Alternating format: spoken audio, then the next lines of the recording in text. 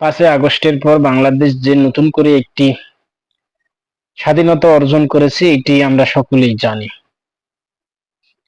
কথায় আছে স্বাধীনতার চেয়ে স্বাধীনতা রক্ষা করাটাই বড় কঠিন। এর প্রমাণ আমরা বিগত বছরগুলোতে দেখেছি। 50 বছরে দেশ স্বাধীন হয়েছে, আমরা স্বাধীনতাকে রক্ষা করতে পারিনি।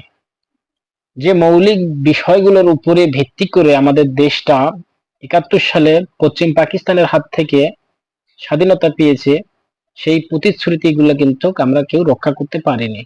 সেই সূত্র ধরেই কিন্তু 24 সালে 5ই আগস্টে আবার নতুন করে আমরা স্বাধীনতা পেয়েছি। এখন এই স্বাধীনতা আমরা রক্ষা করতে পারবো কি পারবো না ভবিষ্যতেই দেখা যাবে।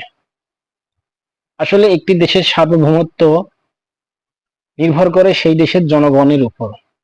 দেশ কিভাবে চলবে, দেশ কার মাধ্যমে চলবে, এটিও নির্ভর করে একটি জনগণের উপর।